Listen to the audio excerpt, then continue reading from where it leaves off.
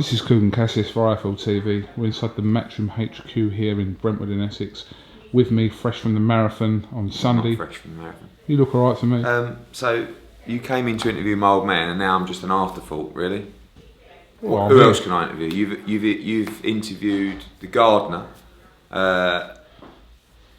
and also couple of sorts in reception. I saw you. Do you know what? Did one just make you a cup of tea? No, someone's offered me a cup of tea. Oh, you don't drink tea? Don't drink tea or coffee. Do you know what? I just see a good blonde sort that just walked past. Who's that? Short hair. Looks alright. Really? Yeah, she just walked past about 2 minutes ago, past me and you. Bit of an older lot, but good lot. Oh, Kasia. Yeah, Kasia. She's Polish. Is she? Kasia, darling. She does our TV distribution. You love a bit of TV distribution, don't you, Kid? Like to have a bit of TV distribution. How'd your day go? Let's come on to that in a minute Okay. if I decide to talk about it. Ooh. Sunday. Yeah. Do you know what? You have done weight. Look. You have done weight. I'm not surprised after Sunday. It was At what point? All right. What was your time first? 4 hours 11. So what point of that 4 hours 11 did you think, what the fuck am I doing? Well, I started off, and the first thing that struck me was obviously how many people. You go into these pens. So you got 1 to 9. 1 is the elite runners, and 9 is fancy dress. Like I was in 6. So I started off, and I sort of started off quite slowly, but it was going all right. When for the first 13 miles, I felt quite comfortable. I was a bit slower than I wanted to be, but I wanted to start slow anyway. Now I got to about 15 miles, and you come over at about 12 miles. You go over Tower Bridge, turn right, and you go down to the Isle of Dogs. And when I got down there, it was just a killer. 15, 16 miles. My legs just felt like they'd gone completely. I was thinking, I've got 10 more miles. And then I just thought, just grind it out to 20. Just grind it out to 20. And then when you get to 20, that'll spur you on. And I got to 20, and I was like, I got 6 miles. That's over an hour the way I was running. And I got to 21, and I had one of those Lucozade gels, like, well, you wouldn't know, but athletes have them. And I put it in, and I was running, and I felt, it's like, I know it sounds really mincy, but it's quite an emotional thing. There was a couple of times in the race where I felt like I could cry, just because of the pain, and like, I don't know, it was a weird feeling. It sort of messes with your head a little bit. Anyway, I had one of these gels. I gave it the old, I had to stop, went over to the barrier, chundered it all up. St John's ambulance come over and went, have a seat. I went, no, you're all right. Like all down my face, and I walked for about, 30 seconds or something like that, and some bloke comes to me. I had my name on my vest from the charity, and some bloke comes to me and went, Eddie Hearn, don't you dare walk. Like that, and I just looked at this kid, and I swear to God, if I weren't so drained, I would have jumped over the barrier and tried and chin him. And all his mates come, hey there, Frotch wouldn't walk, would he, son? Go on. So I started trotting again. Hey! But it was, running, I didn't enjoy 1 second of that experience, which is weird, because when I look back now, I feel as though it was incredible, and I'm going to do it again. And after the race and during the race, I said to myself, never, ever, ever will I even consider doing this again. What am I doing? I mean, I'm 6'5" and like 16.5 stone, and my legs, like my knee went after about 17. And I'm looking at all these little piddly fellas, just sort of bouncing along, and that was a good character building though, I had some nice messages off some of the lads, because I'm not really built for a marathon. I shouldn't really have done it, but I'm gutted I didn't break 4 hours. What, the Kenyan who won it? Yeah, I was nowhere near him. He was like 2 hours, it's over 2 hours ahead. I mean, it's frightening. When you go down the highway to the Isle of Dogs, that's like 12 or 13 miles, and you see them all bombing back the other way at 21, and they're like, it's frightening how fit these people are, Just casting the camera? No, thank God. I saw Andy Scott from Sky, just with about 800 yards to go. I saw a couple of my mates, a couple of my pals were outside Rocker in Canary Wharf, glasses of champagne.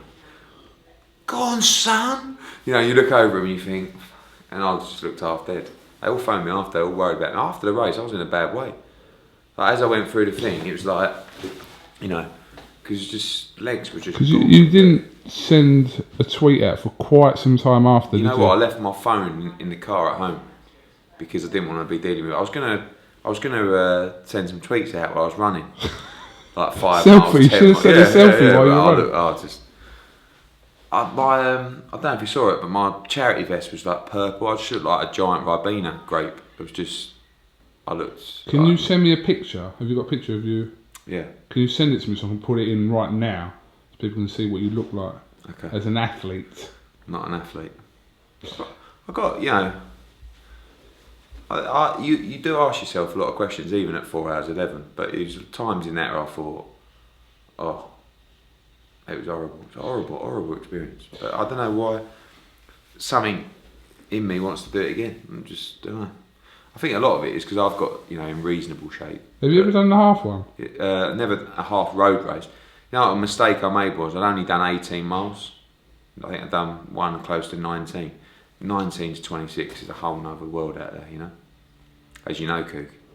I mean, because that's when you come into your own after 19, isn't it? I sort of peak at 21. Do you? Yeah, absolutely. Do you want to say a message for people that sent in? Yeah, thanks for I donate. I think we were up to about 6,000. I think in all. So I really appreciate that. It's great for the hospice. You know, they do a lot of great work. You know, I won't bore people because we talked about it before, but children's hospices don't receive government funding.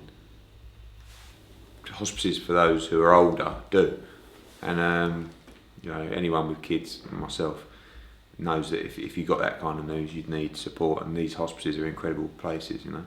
So we do a lot of work for them, and you know, hopefully I can do it again and raise double figures. Might do the New York one. Be interesting, wouldn't it?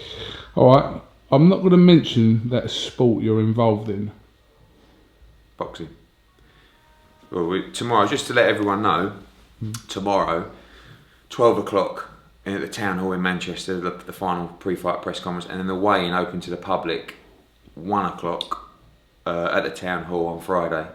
A few questions about Froch Groves presser. We're going to do that when we go on sale with the additional tickets. That'll probably be late next week, but we'll make a full announcement about that. But tomorrow, Good Friday, press conference tomorrow, all welcome, all free. Friday, Good Friday, down in Manchester, weather's going to be great.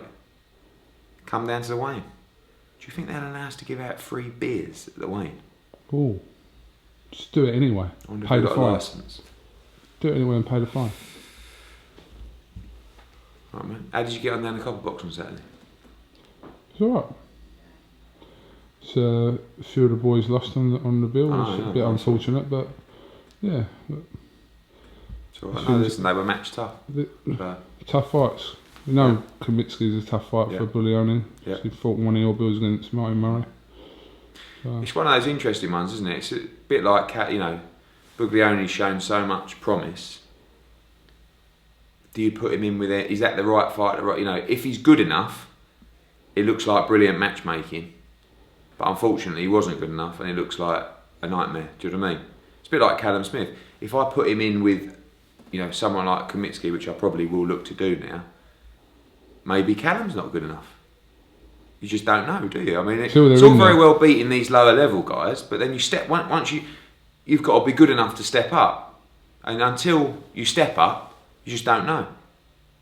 So, you know, we found out with Buglioni, he's not good enough. I'm sure he'll come again. You know, he's a popular young fighter, but that doesn't just go for Frank Buglioni. That goes for Callum Smith. That goes for Luke Campbell. That goes for Anthony Joshua.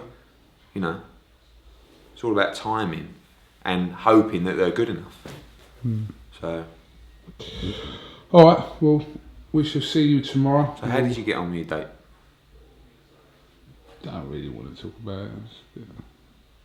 Is that because you like her, or is that because it didn't go very well? I don't really want to talk about it. I don't really want to talk about it. Okay, one question. Yes or no? You're going to see her again? Yes. That doesn't include webcam and that Plenty of Fish thing where you found her. You're actually face to face. Do you know what? I've never been on Plenty of Fish. I know there's some people in your office. What's the other one? Maritalaffair.com? No.